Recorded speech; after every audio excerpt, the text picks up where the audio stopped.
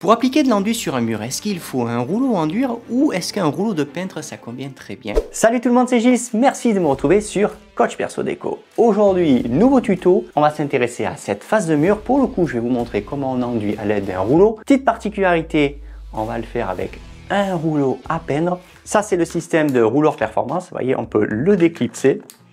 Et vous allez voir l'intérêt que ça a d'utiliser pour le coup un rouleau à peindre puisqu'on va appliquer de l'enduit extra fin. Il faut savoir que lorsqu'on utilise de l'enduit extra fin, on peut au maximum charger un petit millimètre par passe. C'est ce qu'on va faire parce que c'est trompeur. Je vais vous mettre justement les lumières, mais surtout la caméra de très près. Là, bien sûr, ça a été enduit. Ça a été enduit avec de l'enduit fin. L'extra fin, c'est pour parfaire la finition. Quand on le regarde, on va dire un petit peu de loin. Ça semble propre et ça donne l'impression que j'ai juste finalement à poncer avec bien sûr la bonne granulométrie. Mais vous allez voir, pour le coup, le support quand même, il n'est pas tout à fait nickel chrome. Ici, vous avez des travées qui ont été donc chevauchées. Simplement, c'est un petit peu tardé. Et vous voyez, ça vient rouler un petit peu l'enduit. Je pense que là, pour le coup, c'est quand même encore plus visible. Ah, c'est quand même pas propre, c'est pas net. Et bien sûr, tout ça juste en ponçant, c'est quand même pas suffisant. Et vous voyez les deux, trois petites bricoles sur le support. Je vais pouvoir le corriger parce que je vais quand même charger un petit peu à l'aide du rouleau de peintre qu'on va convertir en rouleau à enduire. L'enduit extra fin qui est en poudre, je l'ai laissé reposer une vingtaine de minutes. Il est globalement prêt. Je rentre le matos et on va en parler 2 minutes ensemble. Ici, je suis sur un rouleau de 18 mm de hauteur de mèche. Donc, comme je vous l'ai dit, ça c'est de la gamme Rouleur Performance. C'est du polyamide, donc c'est le même principe finalement que le nylon. La seule différence, c'est que là, on a quand même ce qu'on appelle un tressage qui est assez serré. Vous allez le voir, ça va déposer beaucoup plus finement l'enduit. Et ça, ce sont des rouleaux qui ont ce qu'on appelle un traitement téflon. Et vous allez voir que le téflon, c'est vachement bon pour 2 raisons. Ça me permet de déposer quand même correctement l'enduit. Et pour le nettoyer, c'est quand même beaucoup plus rapide de nettoyer un rouleau comme ceci. Alors celui-là, il fait 180 mm de largeur que de nettoyer, bien sûr, un rouleau à enduire. Parce que là, pour le coup, c'est quand même plus compliqué pour bien nettoyer à travers les fibres. Première opération que l'on réalise avant d'enduire, on fait un petit égrenage, donc ça sert à rien de poncer. Normalement, si vous n'avez pas des grosses cotes, il n'y a pas de problématique. Vous voyez, ça c'est une aspérité. Là, il y a du tout petit microbullage. Ça va se casser, ça se mélange à votre enduit extra fin et ça fait cacaboudin. Un bon petit coup de couteau, là, j'ai un 22 cm de largeur, comme ça va quand même assez vite.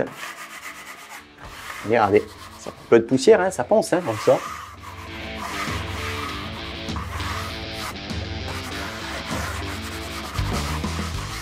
L'égrenage, ça forme un voile de poussière et poussière et enduit. Et bon, on va dire même poussière et peinture, ça n'a jamais fait bon ménage. Pour bien capter, voilà, les poussières. Avec un chiffon microfibre comme celui-ci, vous allez le remplacer environ tous les 5 mètres carrés. Mon enduit de lissage extra fin est prêt. Je l'ai conditionné volontairement dans un camion de peintre, capacité 7 litres pour un 180. Ça va très bien, vous allez voir pour charger le rouleau, c'est pareil, c'est beaucoup plus facile de charger bien sûr des fibres dans un camion que directement dans un bidon circulaire.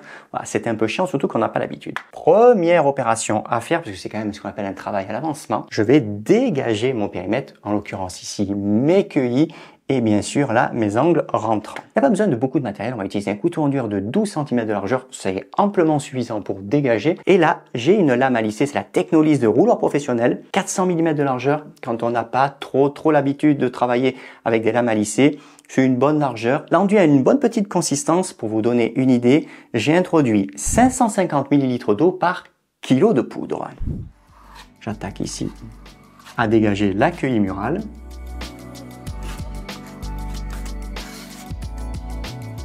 Bon là, pour le coup, on s'applique, hein, bien sûr. Hein. Vous voyez, je travaille globalement quand même à plat, ce qui me permet de laisser un tout petit peu de charge, mais vraiment un tout petit peu. Donc, c'est-à-dire qu'on est voilà, globalement à 0,5 mm.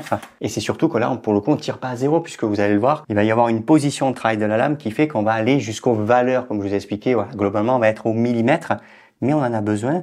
Parce que le mur, bon, il y a des petites choses. Et puis c'est surtout qu'après, il faut que l'on ponce. Donc la couche d'usure doit être suffisante. Alors ici, on dégage l'accueilli.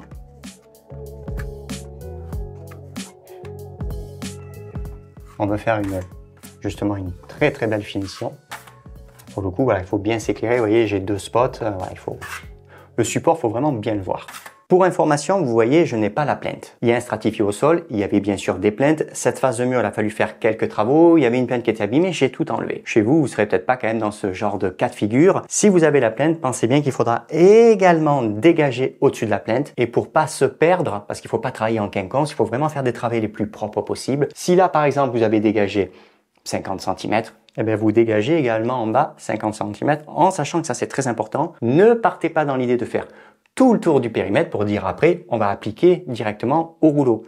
Là où ça va sécher, on fait toujours des petites aspérités et vous n'arriverez pas à les gommer. Même ça peut casser parce que là, j'ai le pull, on est encore au mois de mars, mais si vous regardez cette vidéo en plein été et qui fait 42 degrés, eh ben là, pour le coup, ça sèche tellement vite que ça va vous faire quand même des désordres. Dans leur très grande majorité, les camions de peintre sont équipés de ce qu'on appelle de la grille post-formée. On la voit, elle est ici.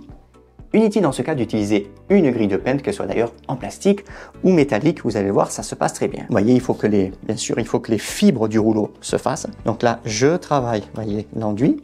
On va démarrer, voilà, gentiment d'ici. Je vais m'approcher, vous voyez, au plus près ici de mon périmètre. Alors, on dépose, bien sûr, l'enduit de la manière la plus homogène possible. Voyez, regardez, là, j'ai de l'enduit, mais c'est pas très homogène. Et surtout, voyez, regardez, là, il y a des manques. Il ne faut pas se dire que quand on va travailler avec la lame à lisser, on s'en fout, les manques, on va les combler. Non, il faut vraiment enduire sur ce qu'on appelle un fond homogène. C'est vraiment le principe d'utiliser finalement un rouleau. Donc là, voilà, je travaille mon enduit. J'ai une lame de 400 mm de largeur, donc vous voyez, volontairement, on va, quoi qu'il arrive, faire cette largeur ou un tout petit peu plus.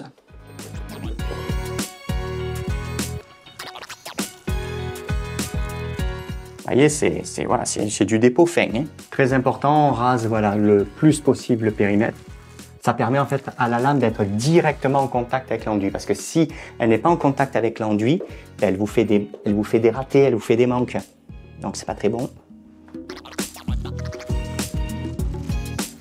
Et là, j'ai une petite perche pour faire ce que j'ai à faire, ça suffit amplement. Vous voyez, on verra, je rase bien sûr là mon plafond, ma queue. La lame est propre, très légèrement humidifiée. On la pose. On va partir, voyez, regardez, le plus à plat possible. Là, premier passage, je redescends, hop.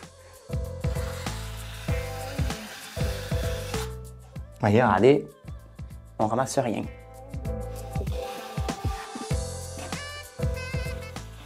Voyez, je travaille vraiment le plus à plat possible. En fait, à plat, ça me permet finalement de maintenir la charge, de faire vraiment du petit correctif. Voyez. Et bien sûr, à plat, ça permet également d'estomper les petites aspérités et les baguelettes. Voilà. Si je pars entre 30 à 45 degrés, bien sûr, je ratisse, je consomme moins d'enduit. Par contre, je fais moins de correctifs, ce qui oblige donc à faire 2 couches. Là, vous allez voir, une couche, ça sera très bien. Vous voyez, pour chasser, estomper, je rentre dans une zone où je n'ai pas d'enduit, je viens le plus à plat possible, et hop, je tourne. C'est ce qu'on appelle faire la vague. Et là-haut, hop, on vient. Voilà, on reprend un petit peu l'enduit. Voilà ce que ça donne. Vous voyez, on est quand même très propre. On dégage, vous voyez, à l'avancement. Ça, c'est très important. On laisse toujours à peu près 10 à 15 cm de marge de sécurité parce que si vous dépassez la zone que vous avez au préalable dégagée, vous allez revenir 2 fois dedans et forcément, vous allez faire ce qu'on appelle 2 effets différents puisque vous allez revenir dans votre travail. Donc, vous voyez, c'est comme la peinture en fait. Les petites aspérités, vous voyez, on estompe. L'enduit, c'est reparti. On vient chevaucher, voilà, environ 5 à 10 cm, pas plus dans sa travée, vous voyez, précédente. Vous voyez, là, je chevauche. Voilà, on rase la plinthe. Donc vous, si vous l'avez dégagée, voilà, c'est pareil, vous la rasez le plus possible. Une bonne petite charge régulière. Très important, voilà, j'insiste là-dessus, vous voyez, regardez, je suis pas droit comme AI, mais les travées sont propres.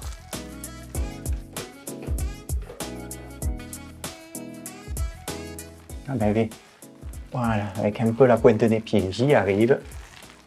La malle lissée, vous n'êtes pas obligé de la nettoyer toutes les 5 minutes. Hein. Il faut qu'elle soit propre. Donc, c'est-à-dire, il ne faut pas qu'elle ait des résidus. Hop, on chasse. La lame, donc, vous voyez, regardez, elle va dépasser. Hein, voilà, à peu près, voilà, là, vous voyez, je suis à peu près 5 cm. Voilà, j'ai posé. Donc, vous voyez, je pars à plat. Je monte. Premier passage, là, je peux le faire encore à hauteur d'homme, vous voyez, je pars vers le bas. Vous voyez ici ma lame, donc là, je suis ce qu'on appelle en superposition, puisque je suis sur une deuxième travée. Donc le but, c'est voilà, la superposition, il ne faut pas la deviner. Donc là, j'ai un tout petit peu d'enduit.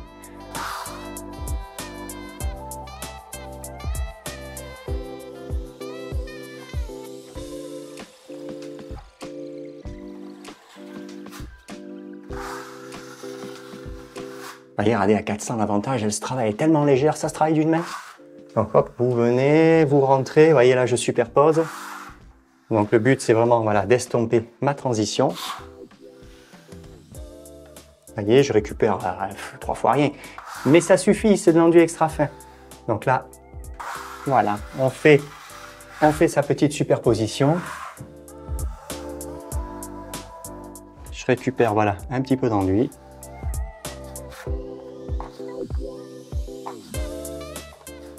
Et vous remarquerez, regardez, je me suis pas arrêté, j'ai pas repris mon couteau, j'ai pas déchargé, je me suis pas mis la pression à dire oh putain j'en ai de trop. Si on dépose finement et que bien sûr on a une position de lame qui est faite pour le travail qu'on a exécuté, vous ne récupérez pas d'enduit. Et ça fait gagner du temps.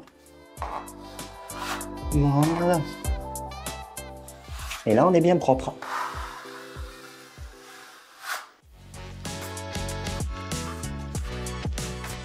Je vous montre à l'aide de la perche.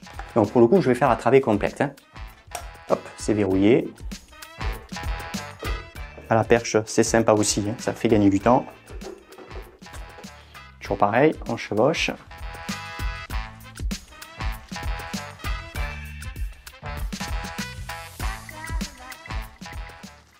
Toujours pareil, on monte bien, voilà.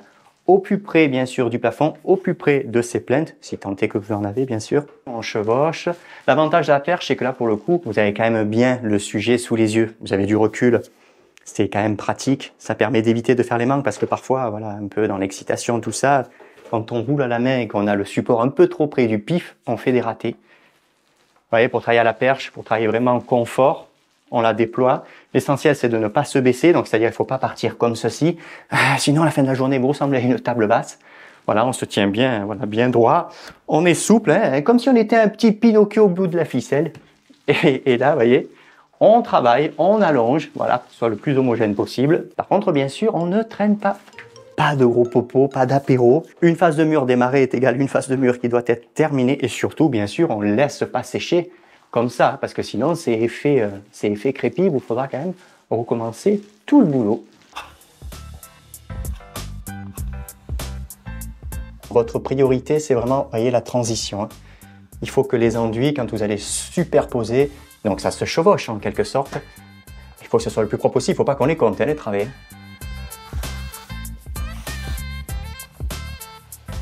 Voyez, hop. L'avantage d'enduire avec un rouleau à peindre, c'est que vous allez perdre moins de fibres. Qui plus est si c'est un rouleau que vous convertissez à l'enduit. Vous avez fait une paire de mètres carrés à la peinture, vous le passez à l'enduit, c'est super. Sachez que pour une face comme ça, le rouleau, il vient en dépannage. Vous pourrez de nouveau lui faire une carrière à la peinture. Par contre, si vous enduisez une pièce comme ça, stop, le rouleau qui a servi à enduire devra toujours enduire parce que ça use les fibres. Travail l'enduit. Toujours pareil, regardez, il n'y a rien.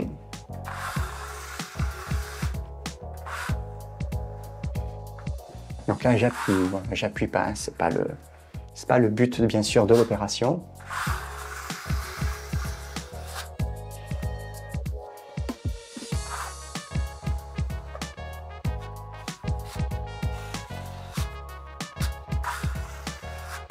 Et vraiment, la lame, elle épouse le support.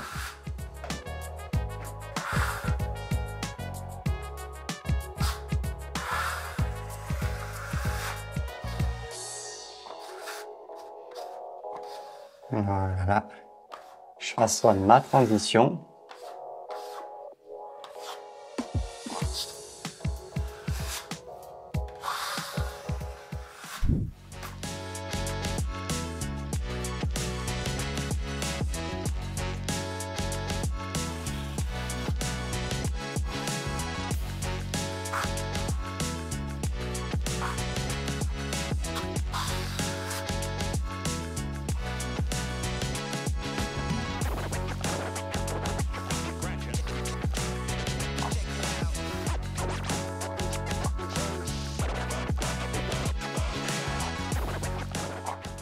Et vous voyez, j'utilise un rouleau de peintre, mais monté sur ce qu'on appelle une monture en aluminium, hein, c'est trompeur, hein. On n'est pas sur un fil acier, on est sur un fil aluminium. Mais très honnêtement, si vous appuyez pas comme un niaille dessus, aucun problème, vous allez quand même pas le cintrer.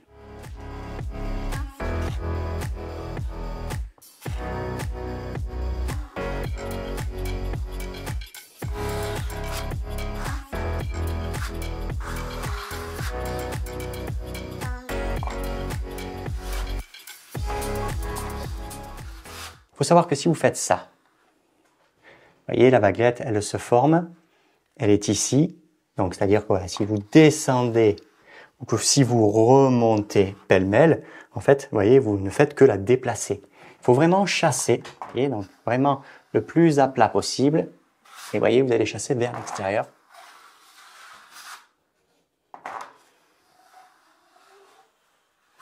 Voilà, et là, on termine. Nettoyage de la lame à enduire quand même de temps en temps. Certes, il ne fait pas excessivement chaud, mais on a toujours ce qu'on appelle une petite formation. Ça fait des petites boulettes, des petits cachous d'enduit. Et il ne faut pas que ça atterrisse, bien sûr, dans l'enduit qu'on est en train de faire, qui plus est avec de l'extra fin. Donc voilà, pensez quand même de temps en temps à sticker la lame.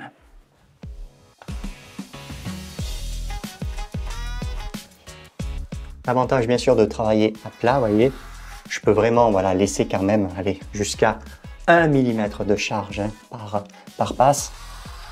1 mm, voilà, on est quand même dans les valeurs limites. Voilà, j'ai un petit peu de correction à faire sur cette partie de mur. Chose intéressante, voyez, regardez. Là, je suis façon crépi. Vous voyez, là, clairement, on le voit, hein, c'est façon crépi, donc c'est entre guillemets comme un crépi écrasé. Ça, pour le coup, faut pas se retourner la tête, mais par contre, c'est un indicateur. Ça veut dire tout simplement que là, j'ai une zone à peu près ici de la boîte de dérivation, voilà, ça doit faire un petit peu plus d'1 mètre de hauteur. Il doit y avoir un petit creux. Et bien sûr, le premier réflexe, c'est de venir passer entre 30 à 45 degrés pour racler. En raclant, on récupère de l'enduit. Sauf qu'en réalité, quand vous allez poncer et après faire votre sous-couche, donc la couche d'impression et éventuellement la peinture, donc pour le coup une satinée, une brillante, une velours, pourquoi pas, vous risquez de vous apercevoir avec la lumière naturelle ou artificielle qu'il y a un creux. Dans ce cas de figure, il manque de l'enduit. Alors on perd pas de temps et on recharge. Allez hop, là, on en remet, voilà, juste gentiment. Ça peut arriver. Là aussi, visiblement, voilà.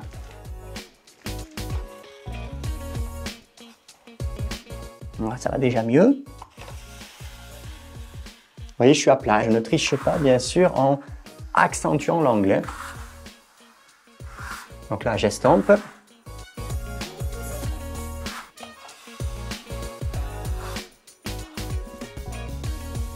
Vous voyez, regardez, de façon crépi, il a disparu. Tout simplement parce que j'ai rechargé. C'est la dernière ligne droite. Voilà, j'arrive à la fin de la face de mur. Donc là, je dégage déjà ici au niveau de l'accueilli.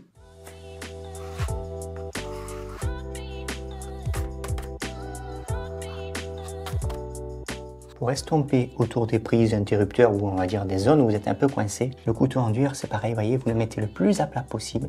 Vous le tenez bien au niveau du manche, c'est-à-dire que vous ne mettez pas les doigts pour rigidifier la lame. Il faut que vraiment la lame elle soit souple. Et en fait, ça va vous permettre d'estomper.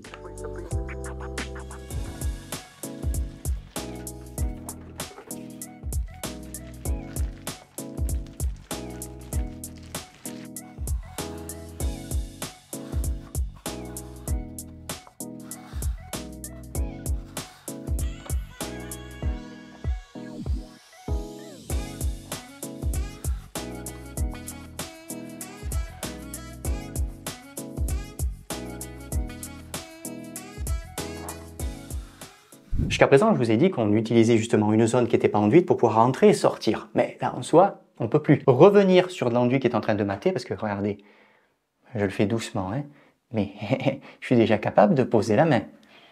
Le support absorbe, donc l'eau de gâchage migre dans le support, ça s'évapore, mais ça, on va dire que ça migre pas mal.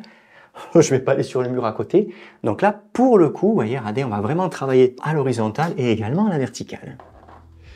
Donc là, vous voyez, regardez, pour chasser, je viens finalement en mourant très légèrement sur la travée précédente. C'est pour ça qu'il faut avoir un rythme, ce qu'on appelle cadencé, il ne faut pas s'arrêter. Sinon, ça, vous ne pouvez pas le faire. Vous voyez, gentiment, je pose. Ça me permet finalement de, voilà, de finir d'estomper. Ici, je suis pas propre, donc je pars très légèrement à l'horizontale, sans appuyer, sinon vous allez marquer finalement votre angle. Ça se verra là pour le coup.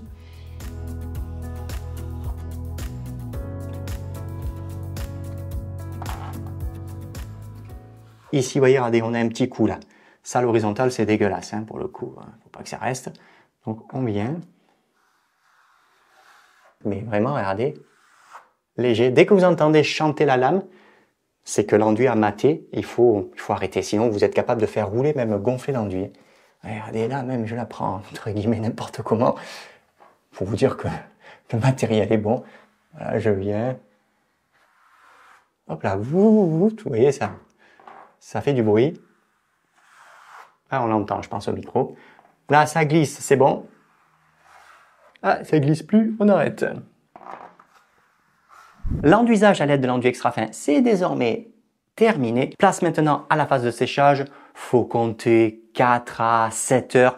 Bien sûr, ça a une incidence avec la température de la pièce et la faculté à l'aérer. Mais globalement, 24 heures après, vous allez pouvoir faire le ponçage. Comme je vous l'ai expliqué, ça sera disponible dans une autre vidéo. Si pour diverses raisons, vous ne la voyez pas, sachez que si vous avez globalement ce type de rendu, donc c'est-à-dire que finalement, avec une passe, c'est très propre. Vous poncerez avec un abrasif grain 220. Par nécessité, vous avez besoin d'appliquer 2 passes. Sachez que vous pourrez poncer avec un grain 180 parce que vous allez avoir une couche d'usure qui est beaucoup plus importante. Et le 180, ben forcément, au ponçage, vous allez quand même casser plus de mètres carrés qu'au 220. Le rouleau, là, il est plein d'enduit. Vous prenez la boîte que l'on peut acheter, bien sûr, séparément. Hop, on passe. Voilà. Le rouleau, j'appuie, je décroche. Je ferme la boîte. Là, le rouleau est bien protégé. Bien sûr, les fibres ont de l'enduit, ça va pas sécher. Et globalement, ça vous laisse allègrement le temps de, je sais pas, voilà, pause repas, de manger, de faire peut-être une sieste crapuleuse.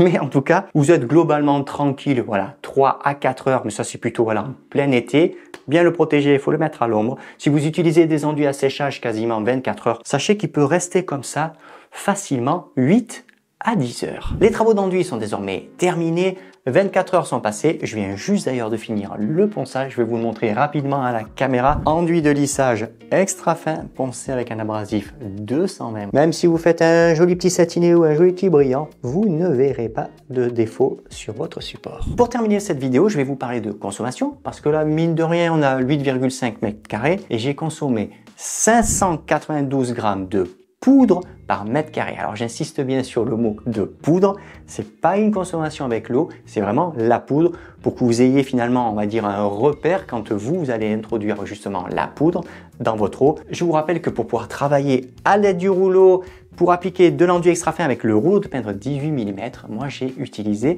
550 ml d'eau par kilo de poudre. Le petit coucou et à bientôt!